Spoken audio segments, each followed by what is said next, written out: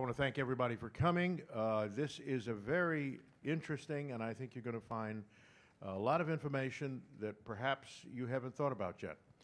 I want to give a few remarks before I turn over the mic to the moderator, Erin Butler here, and that this particular panel on digitization and the retail revolution is a paradigm shift that is getting ready to hit the world. If you may be already cognizant of such a simple thing now acceptable of self-driving automobiles. But the paradigm shift is, where does this go? What's next in the linearity of these ideas? Are you ready, for instance, for transportation trucks to be without drivers?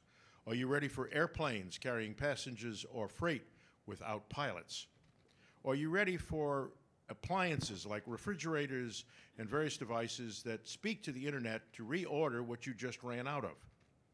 Are you ready for retail stores to have very little product on shelves because you try it, touch it, feel it, and then it's sent to you overnight, or it comes from the warehouse in the back? If you're looking at buying a new automobile, virtual reality will let you kick the wheels and be inside the car and all inside your home while you're deciding which next automobile you want to buy. These are just some of the things of the revolution of connectivity, and there is a major, major question that should come to your mind right away. Where are the jobs? There's an awful lot of very expensive, very wonderful jobs that are going to be moving. Where is it going? So I want to introduce somebody who, and an organization that has been extremely important to the World Trade Center as long as I've been involved with it. And that is the U.S. Commercial Service, New Orleans, and under the U.S. Department of Commerce's International Trade Administration.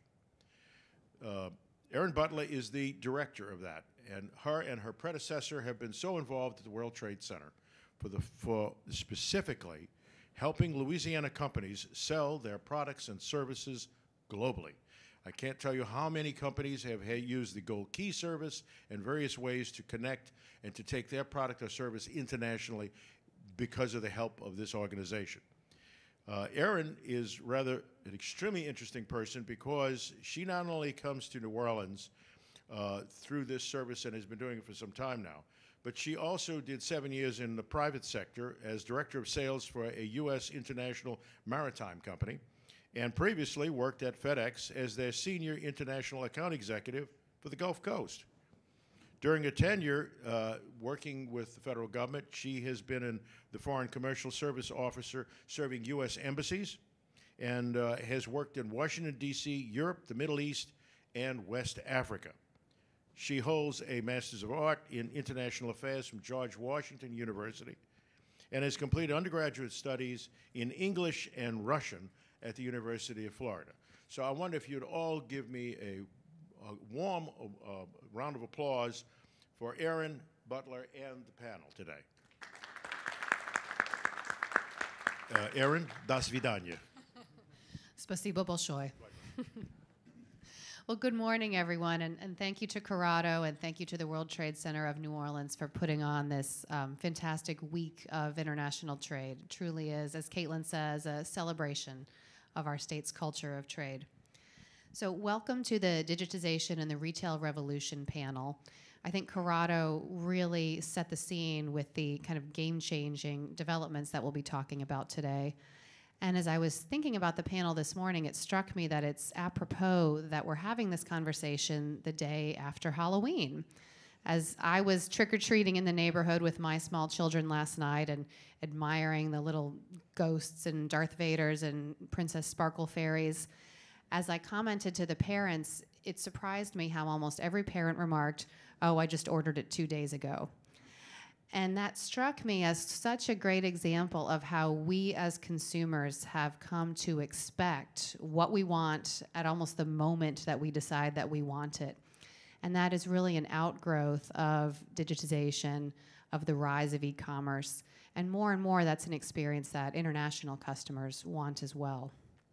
So to give you some background or some numbers on this development, let me share with you that global retail e-commerce sales will reach 4.5 trillion with a T, by 2021. That is almost double where they are today, and it's almost triple where they were just a few years ago. The largest e-commerce markets at this point, still a lot of Western Europe, North America. However, where we see the most growth is on those emerging markets where the business can be challenging. And we're talking, of course, about China being the elephant in the room, but also other emerging large markets like Brazil are going to be huge e-commerce markets in the future. So that's kind of the why of why companies need to be cognizant of international e-commerce, thinking about digitization. But the how, that can really be the rub for some of the clients that my agency deals with. Small companies that may be active in e-commerce domestically, may have some sales internationally, but haven't yet married the two. So there's just so much to consider between website localization or globalization, methods of payment, currency issues, obviously the regulatory issues, fulfillment. These are a lot of the issues that we do engage with on our clients' behalves. And so today we will talk a bit about the why, and we're also going to talk about the how. So I'm very fortunate to be joined today by this lineup of very distinguished speakers from all over the U.S. We've got folks from D.C., Atlanta, Chicago, and our very own New Orleans. So let me start straight away with introducing our panelists, and then we'll jump right into some questions. I'll start immediately to my right with Marc Hebert. Marc is a partner at Jones Walker's Business and Commercial Litigation Practice Group. He represents clients in the energy, marine, transportation, and manufacturing industries, and before U.S. federal agencies, the U.S. Congress, and foreign governments on regulatory, administrative, and legislative matters. He has more appointments than I can even manage to go into today, but I'll just highlight that he did serve on the Industry Trade Committee 14, where he was appointed by U.S. Commerce Secretary Carlos Gutierrez in 2008. Marc is a native of New Orleans. He graduated from Tulane, received his JD degree from Loyola, and also his LLM in environmental law from GW University Law School in DC. So welcome to Marc. Thank you. Let me move on to introduce Tim McKain from UPS. He's the International Business Development Director based in Atlanta. Tim is responsible for U.S.-based international business development. He provides guidance to UPS departments and sales teams on international sales processes and focuses. He acts as a liaison between U.S. sales and international-based sales. He's a native of Texas and joined UPS in 1990, worked around the U.S. as well as spent some time in China, and is an alum of the University of Texas. And kindly, he did not hold against me that I am a former FedExer myself, or maybe I didn't tell him that until he landed here today. So welcome to Tim. Next up is Ed Sugay with Siemens, who is a business development director in the digital services business side of Siemens industry in the U.S. He joined Siemens Building Technologies in 2005 as the director of major projects, and later worked in business development as the director for energy and environmental solutions Asia Pacific. He joined Siemens Australia in 2012 to start up the value service business and industry. Spent a few years in Australia, came back to the US, and participated in the launch of MindSphere, the Siemens open IoT operating system. Ed has over 20 years of expertise in the development and deal structuring of power generation assets, energy performance contracting, and cloud-based IoT, or Internet of Things. So welcome, Ed. Thank you. And last but not least, we've got Adam Hemphill with Walmart, who visits us from Washington. He's the Director of Global Government Affairs, where he provides international policy support for Walmart across the Americas and Africa. He engages global policymakers to advocate for retail and logistics policies that spur growth and economic development. So he's engaged in a lot of different issues: international trade, e-commerce, supply chain. And prior to his current role, Adam worked in Walmart's Federal Government Affairs Office, where he advocated on domestic and international supply chain issues.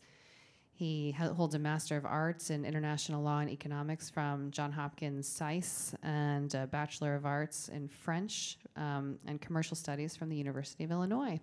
Thank you and welcome, Adam. So I'd like to start with kind of a scene setter, a big picture question. And Adam, I'll start with you and ask you to tell us, how has digitization and e-commerce changing the global retail landscape? Sure. Hi, everyone. I appreciate the invitation to come here. It's a lot of fun to come down to New Orleans. You noticed in my bio there that I have a background in French. Actually worked as an interpreter fresh out of school. So I'd come down here for a coffee and a beignet alone, not to mention coming down here to talk to you and network. So really appreciate the invitation.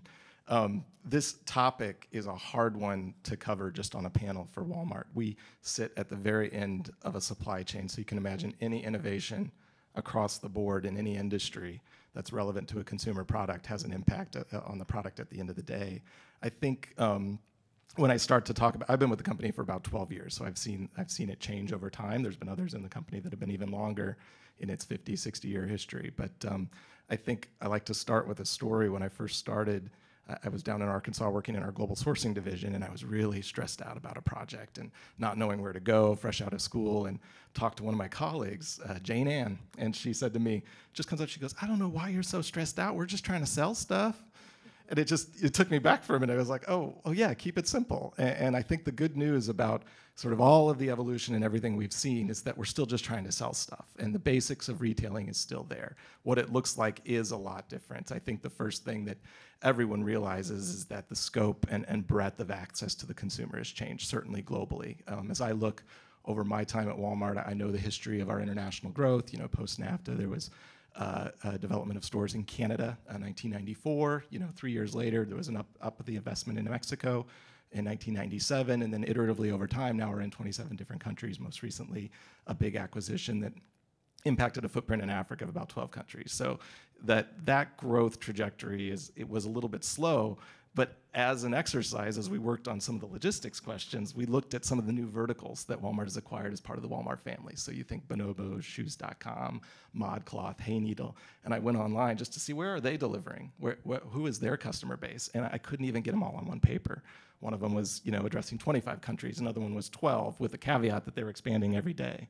So the opportunity to reach a customer has changed dramatically. And I think that comes with opportunities and challenges. I thought with this audience, you'd be thinking about it not just as the retailer platform, but also the supplier. And what we see is that there are definite opportunities.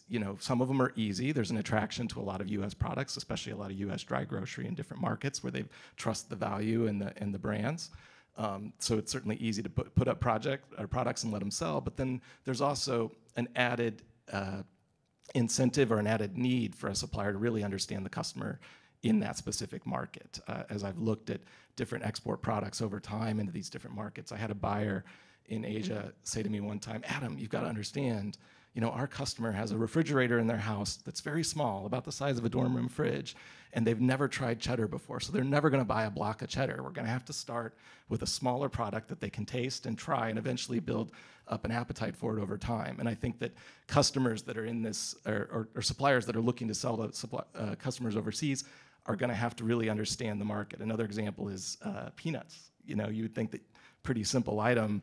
We had a supplier come out with us, explore the market in China, and then added a new flavor, a fish flavor, that you wouldn't see on the US shelf. And so there's really opportunities to tailor products to the environment. When I think about, when you think about retail and e-commerce, there's a lot of stuff that we could talk about here that I don't know that we need to go over and over again. If you think about drone deliveries, faster deliveries, how do you order online, Internet of Things, is there 3D printing? All of this stuff plays a part in the retail experience. But I think the big takeaway at a higher level is if you think about automation and where that plays. Surprisingly, I think our chief marketing officer said you can't think about tech for tech's sake alone. You have to think about where that sits with the customer and how it enables the customer experience. And from what we can tell, omni-channel is the way to go. The stores aren't going away. We've got 140 million customers coming into a store each week, similar numbers around the world. And that people love to see, touch, feel, try things. but they definitely want that greater access. And what automation does in any industry is take some of those points around the process that might be a little bit tedious, might be repetitive, might be routine, and draw those down a little bit so that you can focus on other core items. And so what you'll see over the course of retail is not just a uniquely tech side, but how do we bring that innovation into the store experience? And so, think about the things that you hate. You might still want to go to a store. You might still want to discover something in retail that you haven't seen before that's not as easy to find online, but you want to simplify the process for buying the stuff you have all the time. So a lot of our innovation inside the store is focused around that. What are some of the routine things you buy? Groceries. Well, we've initiated online pickup where you can order online, but then just pull into the store, not get your kids out of the car and order.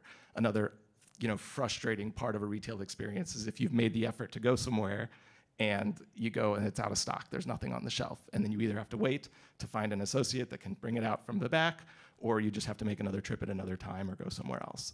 And so, one of the unique developments that we've had recently is, I encourage you to check out the videos online. It's a robot that scans, goes down the aisle, they're testing in different stores, that can identify which shelves are empty and send that information back. So the sharing of information in store tells the associates when something's not in stock, and then they can refill. There's everything from online, the online grocery pickup, you've got the store stocking, you've got the different, ordering your pharmacy items. There's all of these things, easy returns. How can you, if you order something online, can you pick it up in the store, do it in 45 seconds or less? There's no longer waiting at the counter to pick it up. If you return an item, do all of that on your phone while you're at home, and then just walk in, scan your thing, and return the item. I think what I want to point out here is that the store is still pretty central to this process, and we want to bring that selection and focus into the store, and then also online, so that we can meet the customer when they want, where they want, and as fast as they want. And I think there's real opportunity there. Thank you, Adam. That's fascinating. I want to turn a similar question to Tim from the UPS perspective and touching a large universe of clients. Same question, what do you see emerging in cross-border retail and e-commerce? Okay. Well, basically, obviously significant growth continuing. If you look at international logistics forecast for the next 5 years, it's expected to grow at double the rate of global GDP. Even within the next year, if you're just looking at the e-commerce sales internationally, we're actually forecasting that we would expect to see growth in around the 22% range, which is 7% greater than what you would expect to see in e-commerce domestically. So you're definitely going to see that growth continuing on from an overseas, from the domestic perspective. What specifically is changing? I think it really kind of comes down to three things: mobile, global, and e-marketplaces. From a mobile perspective, studies that we've actually done have told us that about 48% of customers that are shopping online have actually used their smartphone to make some sort of actual purchase. And they'll even go beyond that, and they tell us that 8 out of 10 of those that have made that purchase will use a retailer's individual app because of it's faster and it's much more simple, and it gives them, they're saying, gives them better service as well. So we're definitely seeing this access into mobile is going to continue to grow. More and more effort needs to be made in that area. When you're looking at the e-marketplaces, continued growth, obviously, within that area. Why? Again, surveys with our customers that are online shoppers, 97% have actually made a purchase within the last year at an e-marketplace. So I say 97% is probably a good piece of the opportunity that we're looking for, and I know our customers are looking to grab a large piece of that share as well. But of that 97% that have made that purchase from an e-marketplace, at least half of those came from international retailers. So they weren't purchased in the U.S., it was actually purchases that were made outside of the U.S. So that's the mobile of it, that's the global of it, and definitely e-marketplaces are going to continue to grow as we see moving forward. Now, why are some of those things happening? Well, first of all, before I get into that, I'd just say that there is one disruptor out there. 80% of the customers that we spoke to in the survey also came back and said that even though they were going to be making purchases through those e-marketplaces, there is one thing that will drive them to make a change in a supplier. as opposed to just looking at the large global e-marketplaces. And that is if you can provide a easier, more user-friendly way to work through a web application along with superior service. So you can disrupt the flow, the general trend that's out there, and they're telling us in the future they will continue to look elsewhere for suppliers as long as you can provide that different mix or that different, that one different piece, if you will, into the supply chain. Just if you will, just an example, a customer that we actually have had out there that was trying to find a way to take advantage of these opportunities. It's a couple out in California that were actually developing a new line of very fashionable hospital scrubs, if you will. They were bacterial resistant and this sort of thing. They were having problems getting connection with international customers. They were seeing sales. The shipments would go out to their customers, but by the time that it was actually received and the customer saw the duties, the additional taxes and fees that were associated, in many cases their customers were rejecting the orders. Now, our customer in California that had the new product was in a situation of having to either discard the goods that were sitting overseas or paying to have them shipped back, in many cases having to pay the duties and taxes to get them back and then go to the extra efforts to try to claim that money back later on in another transaction. So working with our local sales team out in California, they actually worked together and put together a solution that would allow them to put up on their website a total landed cost picture for their customer. And that landed cost, it gave them not only the cost of the goods, it gave them what the duties and what the taxes would be, because we knew in advance what it would be based upon the products that were going to be shipped, so that the customer could actually, before they made their purchase, would know exactly what their cost was going to be when they received. They took it on to one additional step. Not only did they give them that cost, but they gave it to them in their local language. So once the customer implemented the solution, it was a solution for 23 countries around the globe in the local languages. So they've seen their sales grow ever since. So it definitely is a solution that works. If you get out there and work with your with the vendors and the other logistics providers, we can definitely come up with solutions for those trends. That's something that I've seen myself. I can't count how many times we've had companies come to us after they've had that initial bad experience of being unable to give their international customer a good experience, and then it's an issue of backtracking and correcting rather than kind of proactively putting that solution into place. So thank you for that. Ed, I want to turn it to you to talk a little bit about how you're working with Siemens to digitize not only companies and the equipment that they're using, but also the very cities in which they're working. So what does our audience need to know about smart cities and how they fit into this global business environment? Yeah, thank you, Erin. Yes, so at Siemens, we're, of course, in the business of the supply chain and providing the wherewithal for retail to happen, right? From the factory side all the way to, lights and MRI machines and so forth. The interesting thing that we notice with the digital revolution, there are two things actually I'll talk about. One is the smart cities concept, and the other one is probably what you know most about in terms of Bitcoin, but the underlying technology is blockchain. So and I'll talk a little bit about how those relate to each other and how it has the huge potential happening even now to disrupt what we see as a regular normal supply chain that we're so used to. From a smart city standpoint, it's not just about making or improving street lighting and making them smarter, but it's more about improving the quality and livability of a city. You look at Singapore. Singapore is one of the, in the world, is rated as one of the most livable cities. It's always at the top of the list for any delegation or expatriation for people around the world. People, recognize Singapore as a city that works, right? Day or night, you can get food from anywhere, go any place, very safe. And yet they see the potential to improve that city even more, to have a leap, a leap in technology in terms of making things even smarter, even more workable and livable.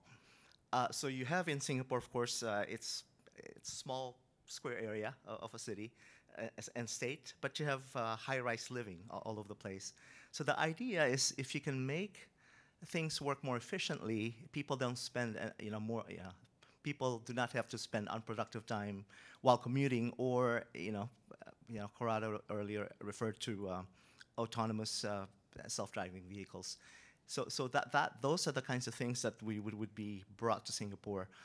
And the Singapore government realizes that this is such an important, transformative leap in their development, that they've actually signed a deal with Siemens for Siemens to provide Singapore the wherewithal for a digital revolution.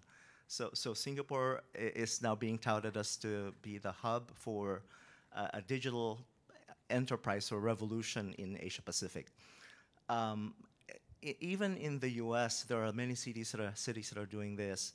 One of the ideas, for example, is that I don't know if you guys know that the Department of Homeland Security had mapped out the interior of almost all the public buildings in the United States, right? And the idea behind that is to prepare the cities and the towns for better emergency response. So you're starting to tie together the ideas of the digital revolution and IoT, being able to detect, for example, in a fire situation or an emergency situation, exactly where people might be. So it's easy enough for GPS to track us when we're outdoors, right, with phones. But in interior, in the building, it's not that easy, right?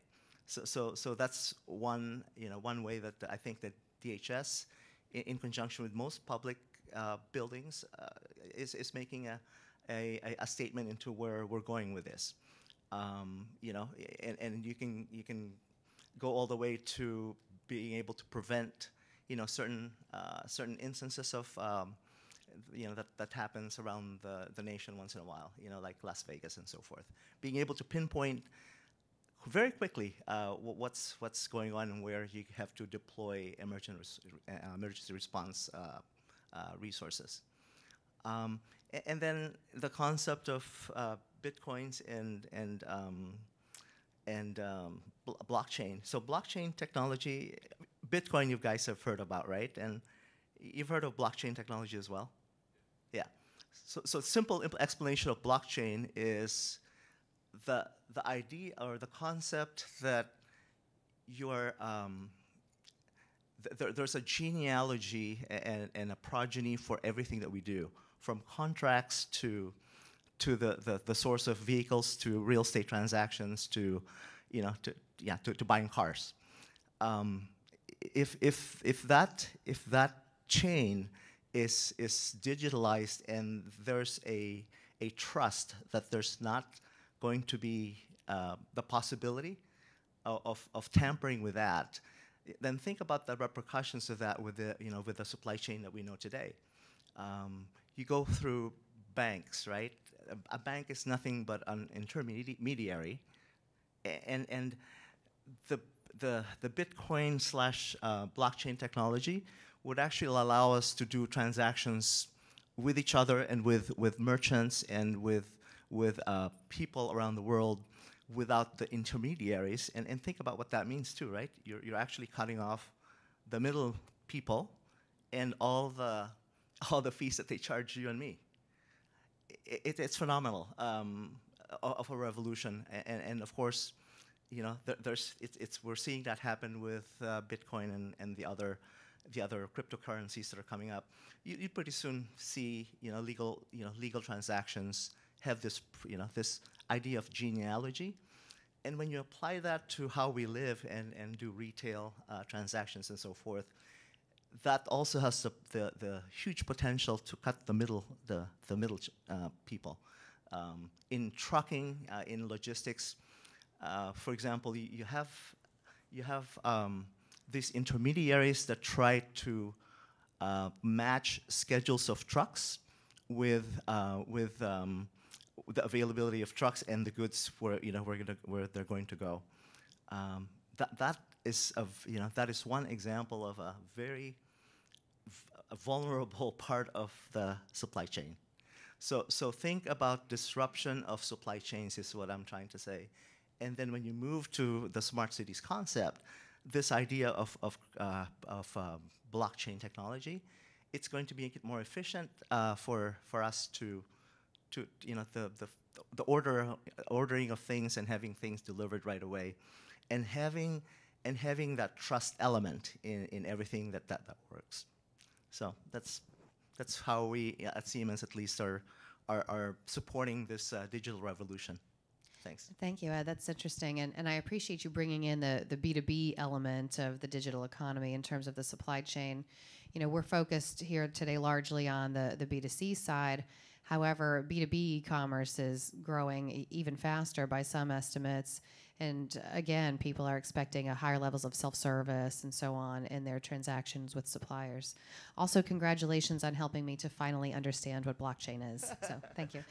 I want to turn now to trade policy. And Marc and Adam, I'll turn to you on this. Trade policy specifically as it relates to the digital economy and to e-commerce. Obviously, NAFTA renegotiation is a very hot topic here in Louisiana. There's the mic. Where Canada and Mexico are consistently in our top 5 export markets. There's a lot of talk about NAFTA 2.0 being a trade agreement for the 21st century, having some trade facilitation measures that will facilitate e-commerce, like raising the de minimis, for example, liberalizing the digital economy, addressing issues of data localization, and so on. So I'd be interested to hear your take on NAFTA, especially since we've caught Marc at a rare moment in between trips to D.C. to talk about that very topic. And also trade policy as it relates to other economies, the emerging economies. Adam, you'd mentioned Walmart's recent acquisition to service some African markets. Are there policy issues at play there as well? So Marc, can I start with you on that? Sure, thanks. And thanks, Erin, for the invite to be here, and Caitlin as well. Appreciate the opportunity to come back and speak before folks at the WTC events. So trade policy, how many people, if I might ask, are following what is taking place with the NAFTA renegotiations? Oh, good. Excellent. How many people believe it's going to happen? There's actually going to be the conclusion of a renegotiation. Right. I know. I'm not asking our friend from the Commerce Department at all, on or off the record. So, and I know some of these gentlemen have been following it and involved in it as well. And it's been an interesting last few weeks, and we have an interesting few weeks to come yet as the negotiations continue to take place. Because as our new ambassador at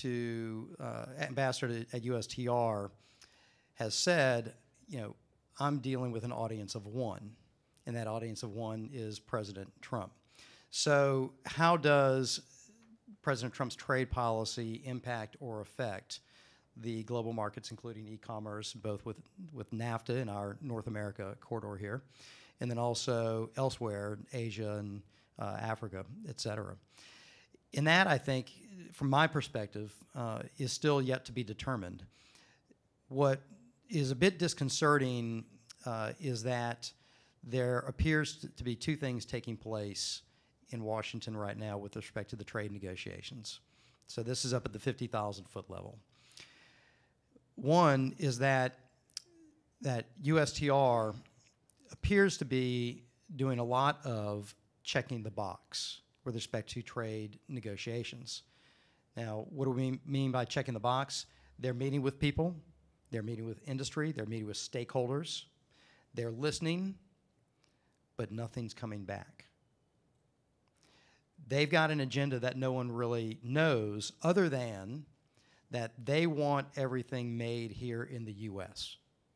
If it's a component part, if it's a widget, a gidget, it, as much as possible, needs to be supplied here in the U.S. And we can look at that with respect to how they're handling the country of origin negotiations with the auto manufacturers, increasing content requirements.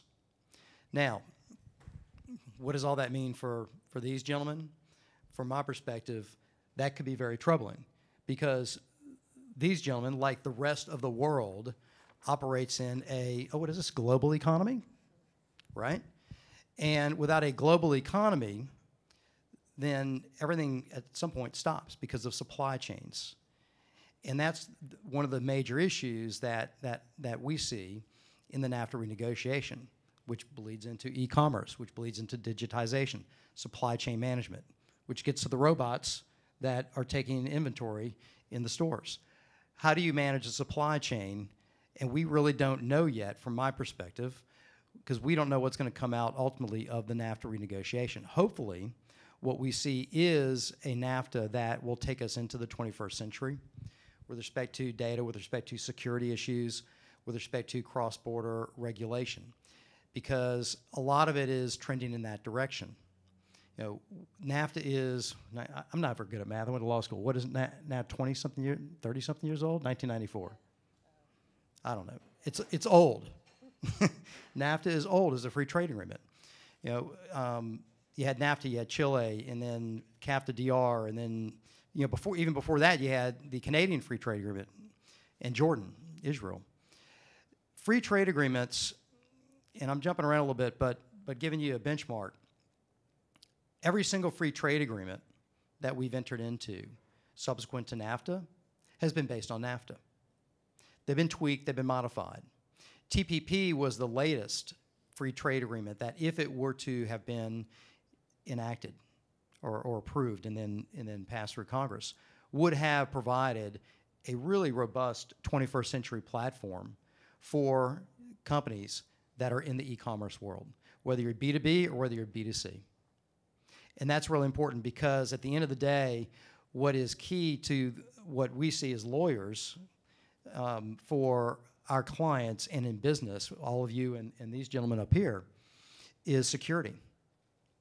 And those free trade agreements at their core, while they are based on origin, where these goods coming from, and if you have the goods that are produced within that free trade agreement area, like NAFTA, 3 countries, you get preferential treatment. But how do you take care of that preferential treatment? How do you secure it? How do you make sure that information is not lost? How do you make sure that information flows? And what a lot of people, I don't think, see behind the scenes, which y'all all deal with and which we deal with, is the cross-border regulations, which I know we'll get to later. But that's a big issue because with this administration, and we get it, USA, USA, USA. We all love the USA. So how can we, as this administration has said, get the best trade deal for the U.S., for America?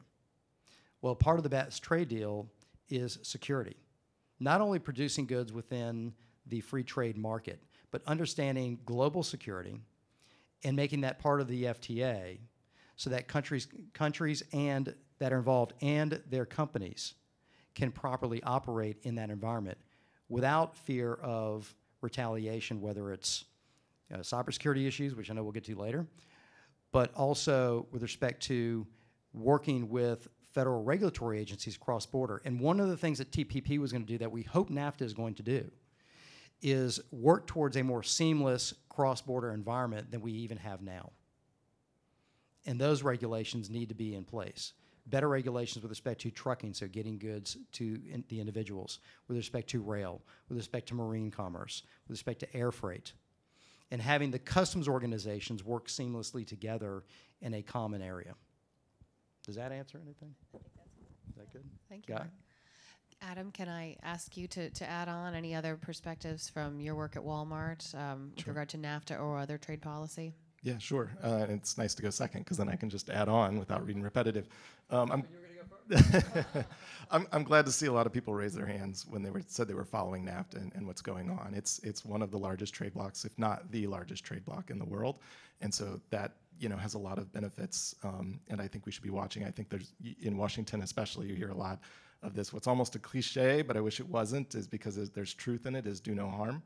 And so, you know what, I think this is a great opportunity for us all to sit back and really profile what are the benefits of an agreement like this. And I come at it from two different perspectives, both import and export. You know, for us, we see benefits in being able to offer assortment and choice at a price that customers can afford and like. We've, over time, a lot of our customers are stretched very thin, and so they're deciding what they want, and they have to make decisions. You know, in the depths of the recession around 2008, we had customers coming into stores with a calculator, you know, deciding what they could put in their basket or what they couldn't, taking things out if it went over.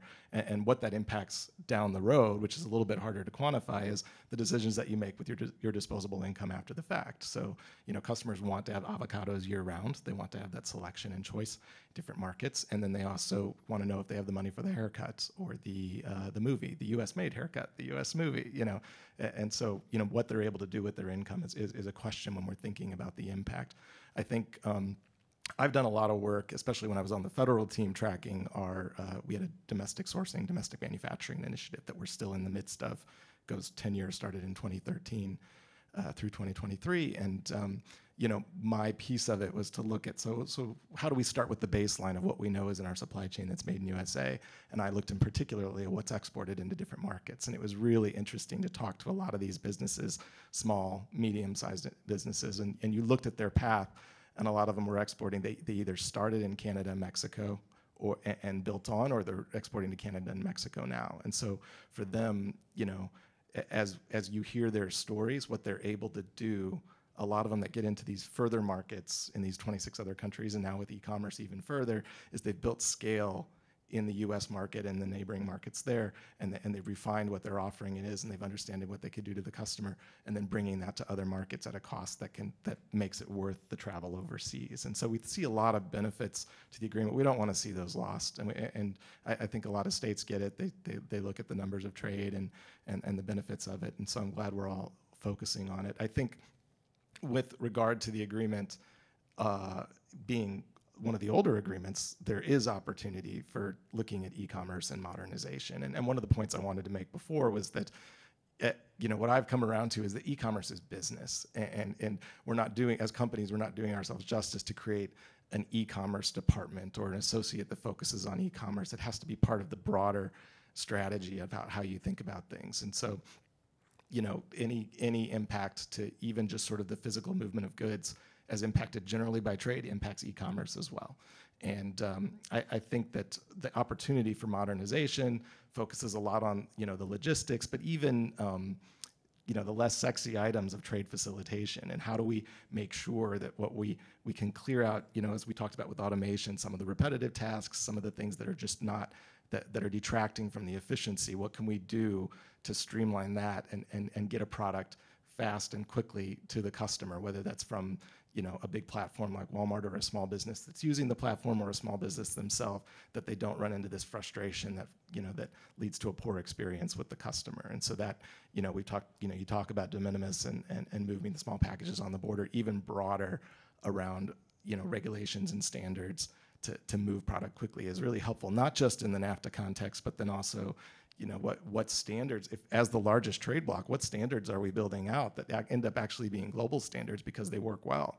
I remember post Brexit, we had associates that in Europe called us up, and they were looking at sort of the impact on Ireland of a new border that didn't exist before and what that would mean. And they contacted me and our Canadian colleagues saying, well, that seems like a very good border that you've been able to manage well. Can you tell us a little bit about that and what the best practices are? I don't want to see those lost, and I would like to see that the sort of trends that we've built with Mexico, Canada being passed on into other markets, which there's already, you know, a basis for that with the trade facilitation agreement that was agreed to at the WTO. It's an opportunity to look at what elements can work and how we can be using those to our advantage as e-commerce tends to grow.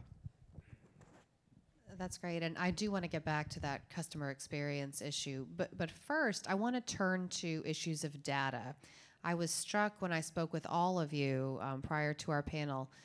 Data, the managing of data, the importance of using data, the responsibilities associated with managing your customers' data. This came up in my conversations with every one of you.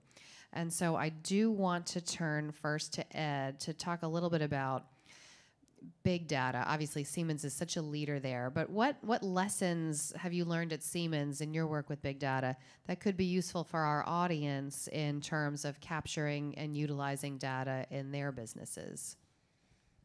Yeah. So, thanks, Erin. Big data's all over us, right? The mere fact of you browsing, some websites and clicking on things produces so much data. In the beginning, if you remember, there were things that you just accepted whenever you went to the internet, early days, right? That gave up actually a bit of your rights to the collector of data. Google, Amazon, Yahoo, all those have the fine print, right? And the amazing thing is at early days, I did not know too much that they were going to be able to do this kind of thing.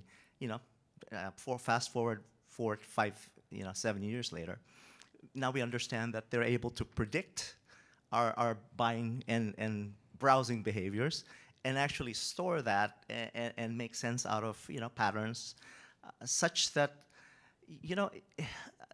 there was something that I read that was really interesting in a magazine in the airline coming over here. That a very simple concept of your spending patterns in a city, transport mode, Uber, Lyft, or whatever, taxi, hotels that you may be eating in, purchase from Tiffany or one of those fancy places, that will predict whether you're having an affair or not in that particular city, right? And from that, it's not only fascinating, it's a little bit scary. Big data for us in the Siemens context is using data to promote efficiency and have better supply chains. That's what we do with it. You think of I was talking to someone during a break, Peter from the Transportation Institute here in New Orleans, about rail systems and transport systems. He here in the city or from Baton Rouge to New Orleans. One of the things we saw, and how it's applicable to daily life, right? We supply the transport systems and service and maintenance for the rail system in Barcelona, in Spain. And what we found out is that from research and so forth and interviews is that the people, not just in Barcelona but anywhere, using mass transport, the most important thing for them is, besides safety and comfort, right, is getting there on time. Expecting something to be there and then, get on it and then be somewhere else, but on a schedule. So you can plan your day, you can plan your life. In Barcelona, what we found out is that the ridership was not as good as they'd want it to be, because the on-time availability and on-time delivery of passengers is in the 70% range, low 70s. And we figured out that it was a very simple matter of figuring out how to make the doors close more effectively. You know how the doors come in, close, and then it beeps and opens again, and so forth. It creates a bunch of delays. That plus a couple other things that we tweaked in the system from a concept called predictive analytics, using data. We were able to fix that, and to today they're at the 99.9% availability of trains, and they're down to 1 in 2,500 trips that's delayed. And ridership, with that kind of a statistic, ridership's suddenly improved. So we see that if you go to Hong Kong, they have one of the most, I don't know how they do it, one of the most efficient, effective mass transport systems in the world. But they've been doing this for the longest time, and they actually collect data, and they've been doing this longer than Amazon's been doing, collection, or Amazon or Google has been doing collection of our clicks on the internet. So the one big lesson learned, from these applications in the industry is that they are actually impacting the way we actually conduct our lives and our, our choices of transport. If you look at another field of data mining is the healthcare industry. Today, there are automated image processing types of technologies that doctors use that effectively increases the number of patients with, one study that I saw in bone fracture types of situations, effectively increased the number of the amount of time that the doctor has to do a diagnosis by half, meaning they can see more patients, and also the insights they get into the data mining actually improves their diagnosis by 10%. In other words, they can see, and diagnose 10% better than without the help of these techniques. The same image processing types of technology that we've seen in healthcare are now being applied or can be applied to more effective geospatial and seismographical types of imaging that are being used by companies like, that you're fond of, Shell, ExxonMobil, those kinds of people that are out in the Gulf exploring, for better ways and more efficient ways to extract resources. So those are two examples, and I'll give you one example from sort of daily life. Daily life. Have you guys ever heard of the word estrus? Estrus. Estrus is one knows about estrus, and I'm going to talk about the Internet of Things as applied to cows. So estrus is a term that about the biology and at the time of ovulation of a female cow. Estrus of a cow happens to to be on a 21-day cycle, and it happens for about 6 to 10 hours, short ovulation cycle. The reason this has become important is because, whereas an average cow produces, from health reasons, an average cow produces about 30 or 40 liters of milk per day. An unhealthy cow produces only 5 liters, the big difference. And then the other issue is that most of the estrus happens apparently at night.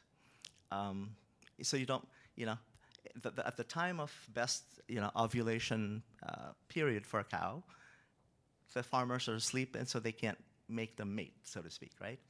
So enter IoT and digitalization and the data mining. What farmers and scientists found out is that right about the time that estrus happens, the cow walks 6 to 10 times more than when it's not in heat.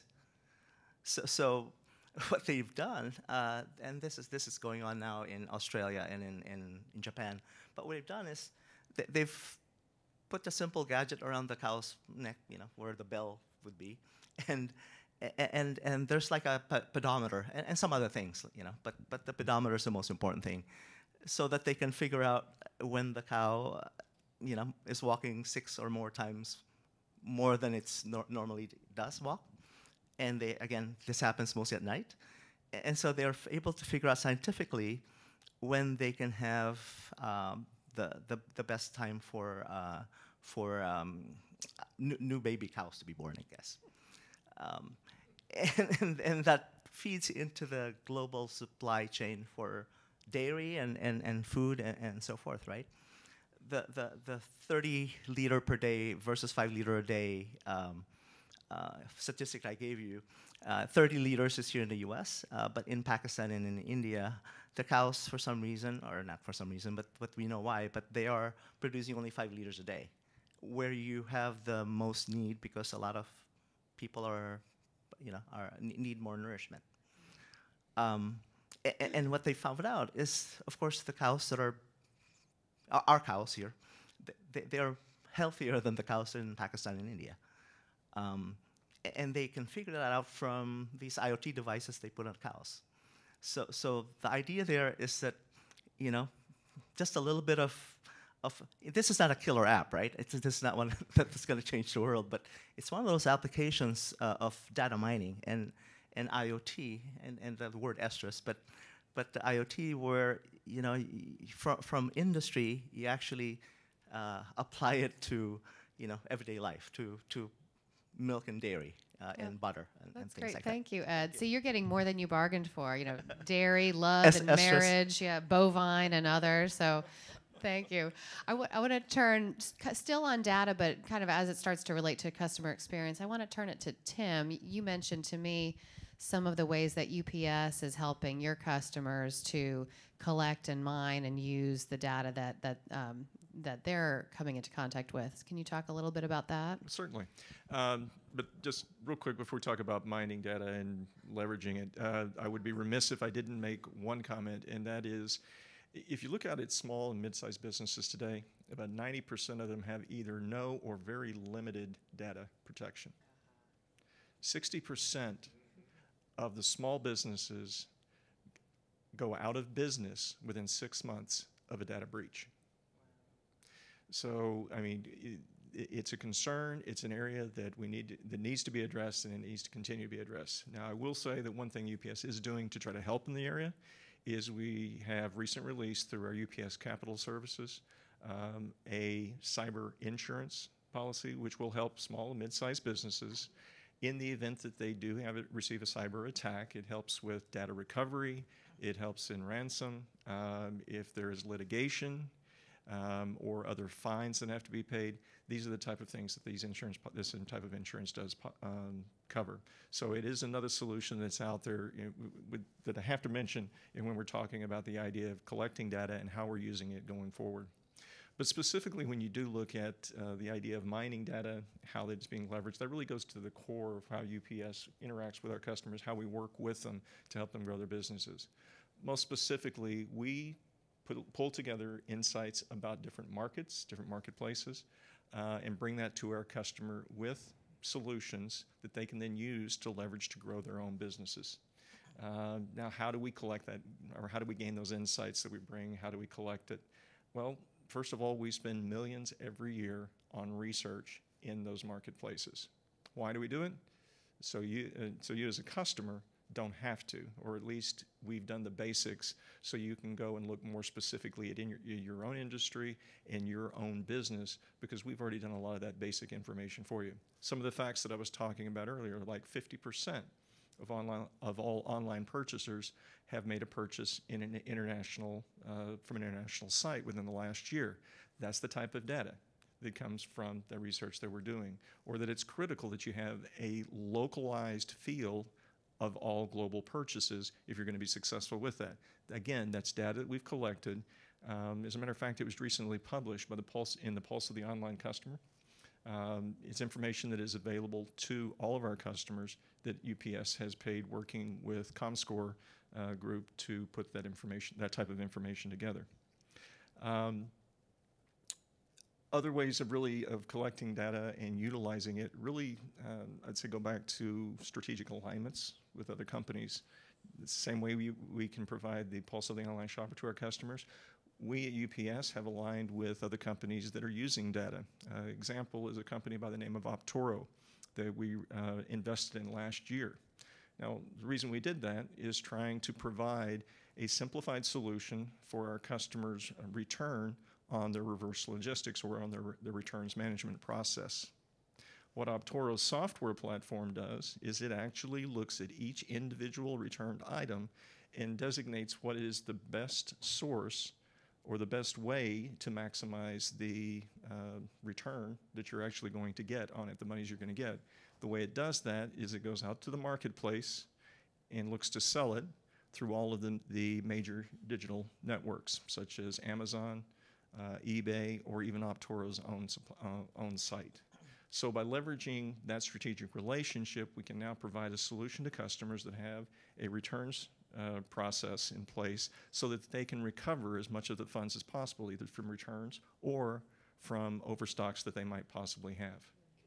So those strategic alignments are very necessary. But also companies are collecting data on their own. I mean, I think it's great. I was talking about the blockchain. When you start looking at it, it's exciting in terms of what is going to be available in the future. I mean, today, customers can put together information. You've got your customer databases, you've got your inventory information, your P&Ls that will come together, even your your shipping information, which UPS will help you integrate that into your existing system through UPS APIs for shipping, for returns, even for accessing information about brokerage and customs through tradability and some of the other solutions that we can actually provide to you.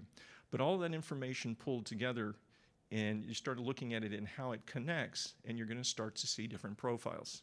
Now, a lot of companies today do a very good job when they're looking at either descriptive analytics or diagnostic analytics, looking at that data to say this is what happened or why it happened. But if you think about it, that's somewhat historical. That's looking backwards. Good information to have to make sure you don't make the same mistake twice, right? But it is still looking backwards. With blockchain, what we're going to be able to see, we're moving closer to the idea of getting more into a predictive analytics, which is some of the stuff that we're seeing through Pulse of the Online Shopper, where we're talking to customers and they're telling us what they're planning to doing. And you're getting the trend that's happening and getting some insight into how that trend is going to continue. So you're getting predictive.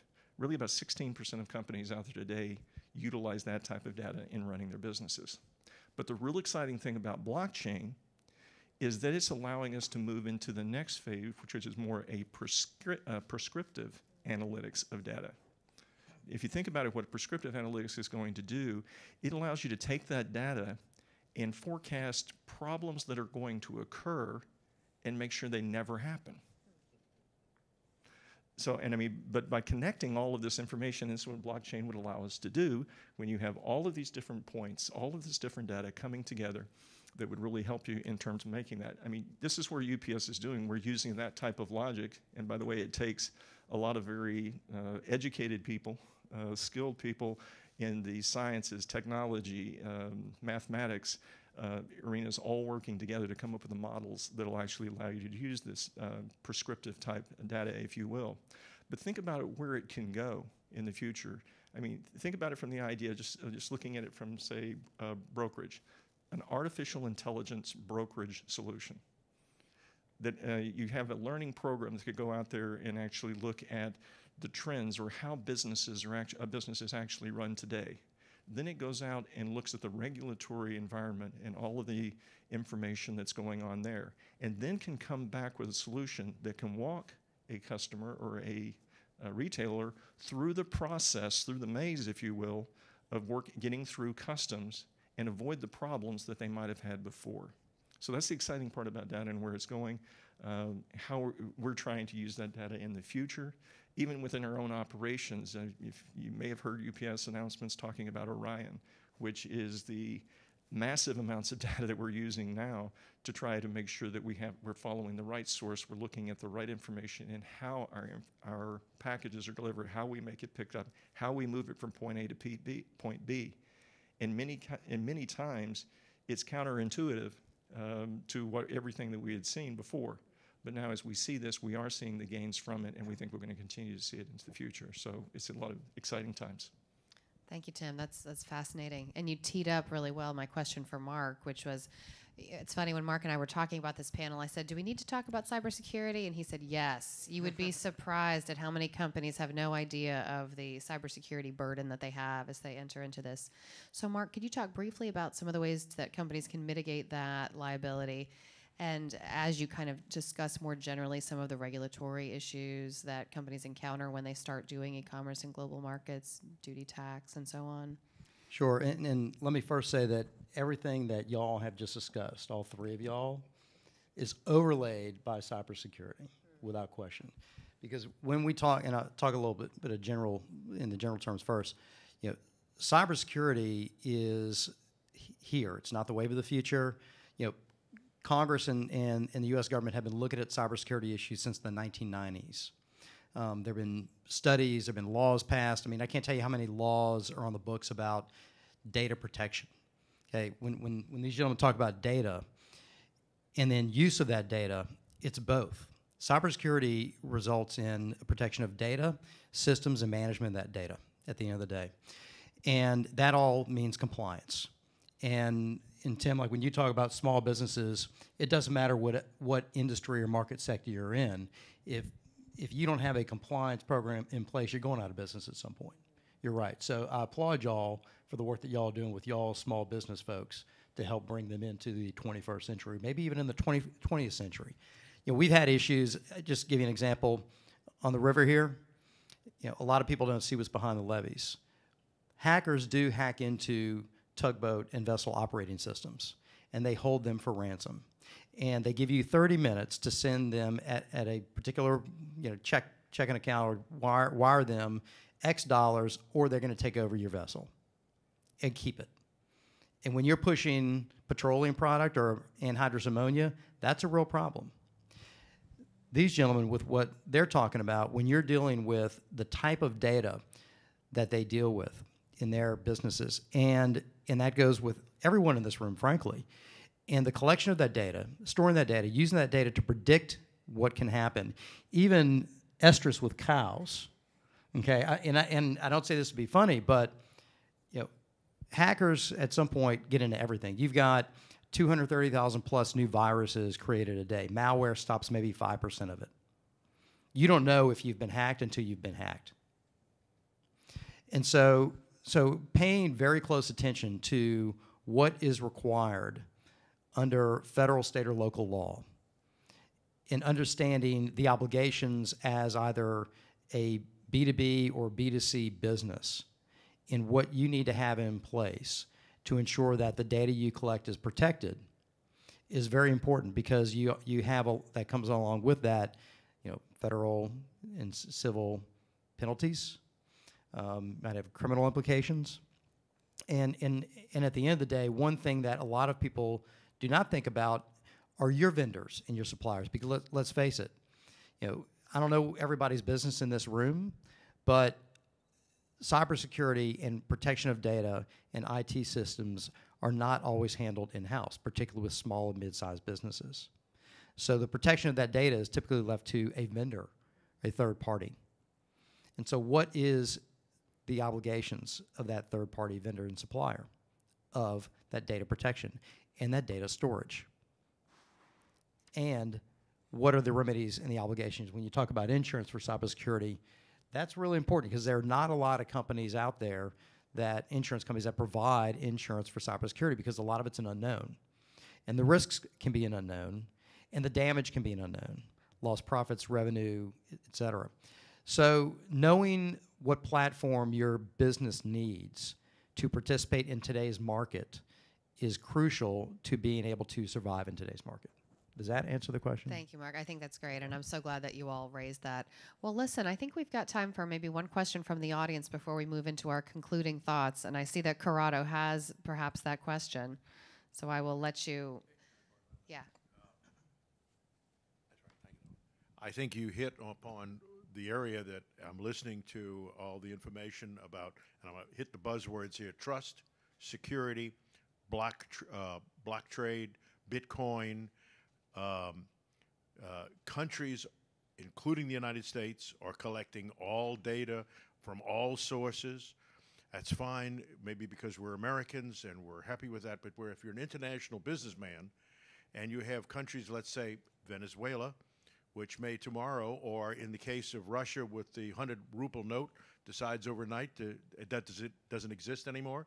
So suddenly governments, with the data that you need from your customer or supplier, suddenly can take over, and you have a data breach of a different kind, a governmental data breach, political takeover. And at the same time, with block trade, Bitcoin, and so forth, and offshore banking, you have problems with money laundering. So I think the idea of trying to get away to find lower costs, to find and get rid of middlemen, sometimes could be actually more expensive than doing business the old-fashioned way with person-to-person relationships, as opposed to we're all on the internet, I don't know each other, but we're going to trust the data. And Corrado, Thank you, Corrado. I think it's, the trust issue is huge. And Marc, I'll let you. no, it address is. that. And I'll just give you an example. I don't file my taxes electronically. It makes it harder for the IRS to input that data because when you file electronically, they put it all in a database in a system, right? I mean, we've had, not only the Equifax hacks, but you've had Office of Personnel Management being hacked over the last few years. You got IRS databases being hacked. The government's being hacked as much as private industry. And so having and knowing what you have in place and being able to put in place a proper system is crucial. And that includes sharing of information, especially among these companies. So I think probably one of the biggest challenges, I don't know, they can probably talk about it, is they're working together. And this is probably what Ed and I were talking about earlier is that IoT, that management system where you're connecting all your customers, vendors, and suppliers.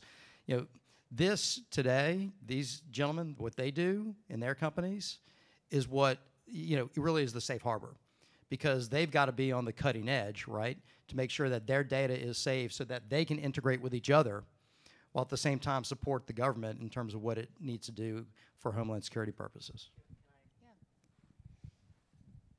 And thanks for that, Marc and Corrado.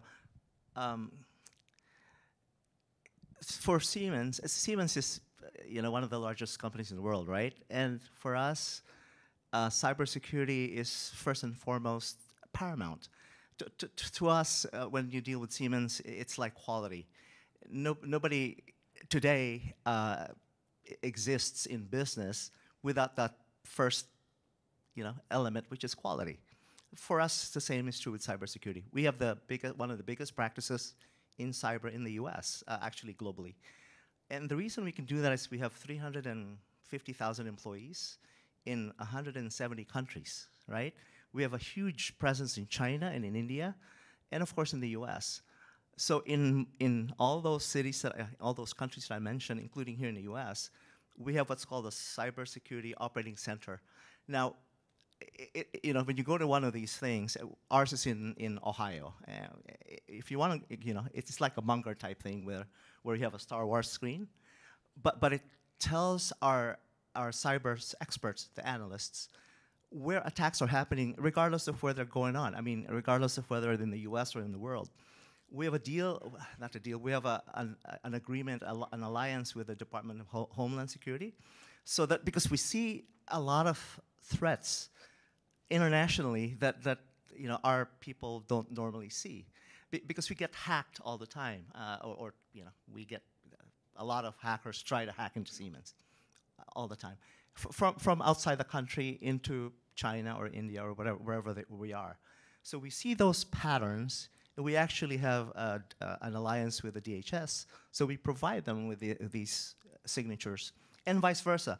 If the DHS sees something new, they provide to us. I mean, because we're one of the few companies that's really global in nature, and because of our footprint in the globe, with one of the biggest employers, short of Walmart and the U.S. Postal Service, that we have this vulnerability, and we appreciate that, and we actually have a good thriving practice in cyber. Now, having said all that, what I can assure you is that from a Siemens standpoint, with our products and the data that we collect, the interesting thing with our contracts, Marc and share with this video, is the data that we collect actually belongs to you, to the customer, to the one that produced it. We have care and custody and control of that data.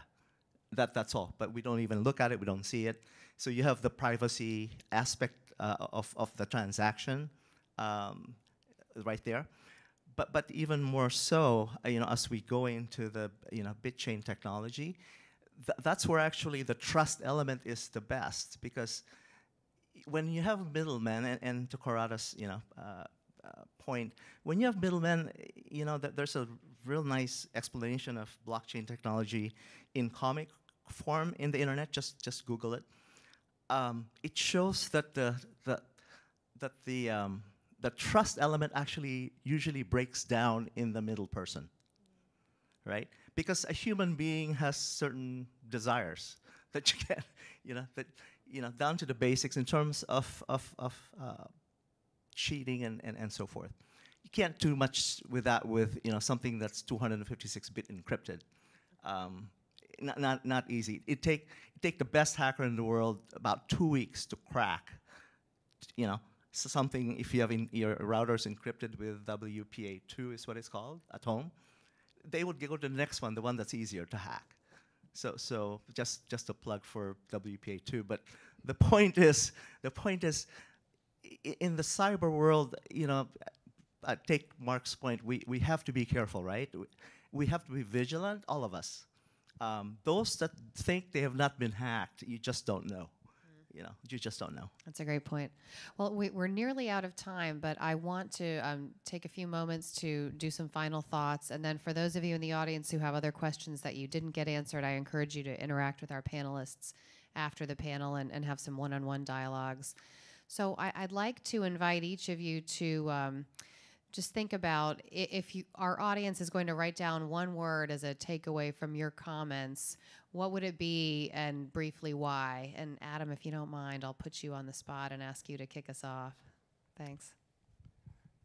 I'm thinking about the comments that, just part of this discussion and sort of the idea of retail modernization and how that might decline the interpersonal relationships that occur. And so I think that my one word would be personalize. And it doesn't have to be personalized. We've seen retail things like this, Build-A-Bear, make your own soap, tailored shirts, things like that. It can be down to that level, but really it's all about how do you make sure, now that you've got a customer that's trying to get through the automation and innovation or getting some of the routine stuff out of the way, they have more time to think about what they're buying and who they're buying from, and they want to know more about it. And so the irony is you need to build a personal relationship with the customer that makes them want to come back. And so I think thinking about, this contact with the customer is so important.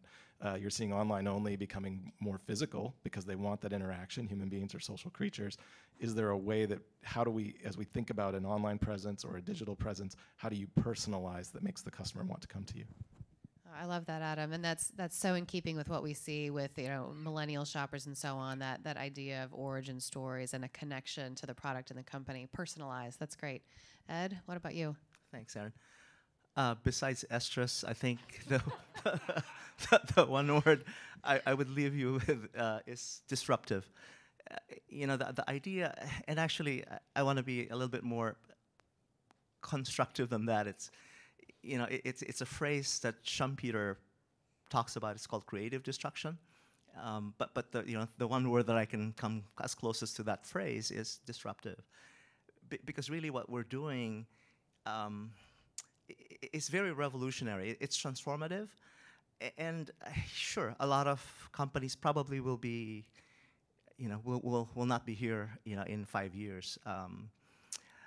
One last thing that I wanted to share with you is there was a talk by John Chambers. He's the popular CEO of Cisco, the router company that's now transformed itself, right? But in his farewell speech, there were 20,000 people, a big convention type of a speech. He said, all of us are going digital, transformation, disruption, everything. But he said, look around you, half of you will not be here in 5 years. Half of companies. In fact, half of companies that were in the Fortune 500 in the year 2000 are not here today. And then Google that too and see the list, right? But half of the companies, actually 52%, so it's a little more than half. So disruptive, creative destruction, those are the kinds of ideas that I wanted to impart. Thanks. Thank you, Ed. I appreciate it. Disruptive. All right, Tim, what about you? What would your word be, and any closing thoughts around why? Yes, the single word I guess we'd have to use is engage. Specifically, what do I mean by that? Engage with UPS. If it's not UPS that you work with from a logistics provider, engage with whoever that might be. The digital world is here. It's going to continue to advance at an advancing rate. I would say that by engaging with other companies that are working towards providing data back to you so you can run your businesses better is only going to improve the way we all work together. So the key would just be to engage, share ideas, work together, and we'll all wind up better off for it. Thank you, Tim. And finally, Marc, can you close us out? All right. I think I've got a word that will overlay everything these gentlemen said, and that is, let me bring it home. Okay, influence. Think about the influence that every one of you and your business has in the global supply chain, whether it's data collection, personalizing service, whether it's estrus or fishy peanuts, whatever it might be. The influence that you and your company have in the marketplace is key to that supply chain, whether it's the protection of the data, whether it's ensuring the security of that data, whether it's ensuring that things get to where they need to be from point A to point B at the end of the day, and that the supply chain works. And the influence that each one of you has in the marketplace reflects that. Well, I couldn't have said it better. So personalize, disrupt, engage, and influence. I think that is wonderful marching orders for all of us in the business world. And I invite you to take that, go back to your companies and organizations and make it happen. So please join me in thanking again our panelists for being here today and for this lively discussion.